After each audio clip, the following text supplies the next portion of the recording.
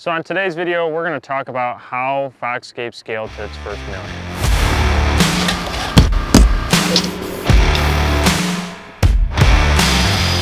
When it comes to being a business owner, we all have watched the videos on how to scale a business. A lot of times these videos are going to be directed at the 0 to 100,000, which is a great story and a great strategy to be able to share with guys as they start their business. But at Foxscapes, once I got to the $100,000 mark, 100 to a million was really challenging. Teaching employees and trusting them was not talked about online. And so in this video, I'm not trying to act like I have it all together, because we are far from all together. But I want to talk about what it was that we went from 100 to a million, and the process in which I think there's three things that can really get you to that $1 million mark. The first big topic I want to talk about is employees. Everyone has the fancy equipment, and that's an important key aspect of growing a business, but it's the people. And as you see behind me, this is a lot full of employees' cars. Without them, we can't produce the work or the revenue to get you to that first million. And one of the big topics when you are hiring employees or you're training and developing employees that's going from that 100,000 to a million is trust.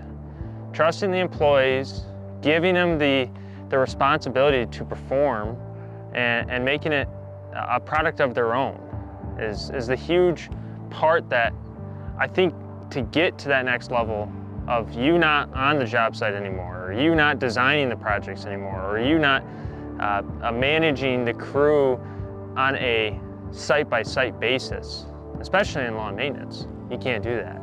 So entrusting employees, giving them the responsibility of taking ownership, and empowering them to grow as they get bigger, as the company gets bigger, and letting them take that ownership as their own.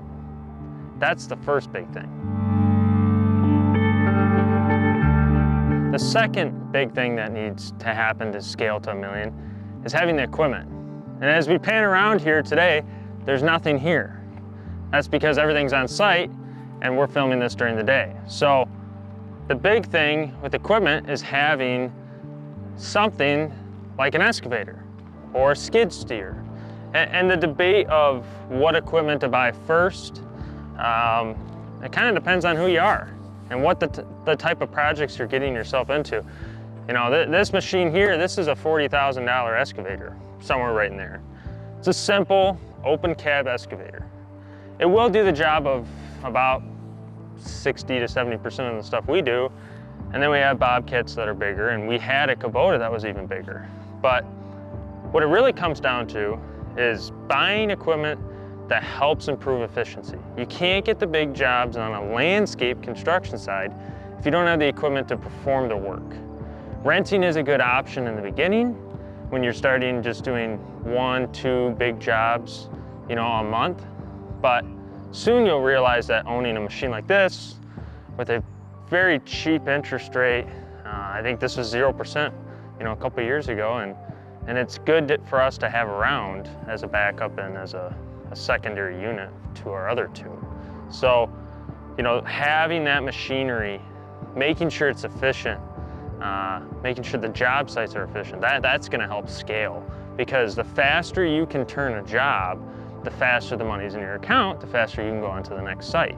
So pairing a really good employee with really good equipment and a crew and a team that has that allows you to turn jobs faster, allows you to produce a better quality product, because this thing can dig 10 times as fast as a guy, or a dingo can move 10 yards in a half hour versus 2 wheelbarrows and 2 shovels. That's all day, you know. So finding the right equipment for the type of work you're doing. In our instance, we had a dingo for about 2 years, and then we upgraded to a skid steer, and then we had an excavator, and then it kind of just compiles from there. And as you continue to grow, you're going to need more equipment. You're going to need different type of equipment. You know, I think that's the hardest thing I put on Foxscapes is buying the right equipment for the job and hopefully for the future. We very rarely are selling equipment because we're pre-planning and making sure that the equipment's going to last for this year, for next year, and for the next 9 years. And making sure that it's maintenance, and ease of use for our employees, and it's going to fit the job site and the type of work we're working with. So equipment's huge. That you have to make sure you have the equipment. It's just at what point you buy. It depends on the type of projects you're doing, but that's the second major point. The third and final thing that is going to get you to scale to $1 million and beyond, and again, I don't have it perfect, but the one thing that I've come to realize is taking your hands off a little bit. And that comes with the employees, and that comes with the equipment. Those two things, plus taking your hands off, is going to allow you to focus on the business. And the saying that everyone knows is working on your business versus in your business. And a good owner is always working on the business rather than in the business. And there's value to that, but I think it's a very hybrid approach is how I've taken it. I wasn't the foreman on site all the time. Have there been times where an employee's sick, an employee quits, somebody just doesn't work out? At Foxscapes, absolutely. And there's a time where I've had to go in there and I got to finish a job. I got to finish, a mowing route for the week or whatever it is. We have to do that as owners.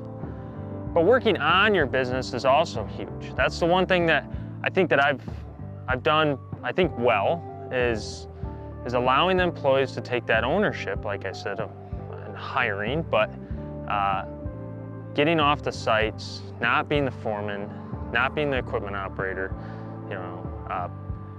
allowing the employees to make mistakes when stuff happens. And that's how you grow, and that's how you allow yourself to get those people to the next level, but it also allows you to focus on maybe what does the business need from me now? What opportunities can I take that, if I'm meeting up with somebody or I'm researching or I'm building a relationship with a vendor or with a contractor or whoever that is. And I think that's what helped Foxscapes as well.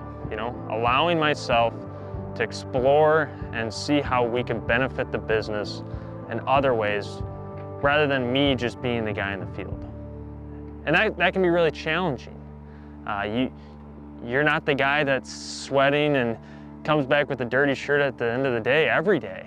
It might be you working in the office, working on bids for snow or working on bids for commercial landscape projects or commercial maintenance projects, or seeing how you can cut cost, with the equipment. What pieces of equipment need to be brought in, and those are super important things that you as an owner have to do. That's a lot of what I do now, is analyzing cost, managing our expenses, managing our cash flow, understanding your cash flow, understanding billing, making sure your bills are sent out on time.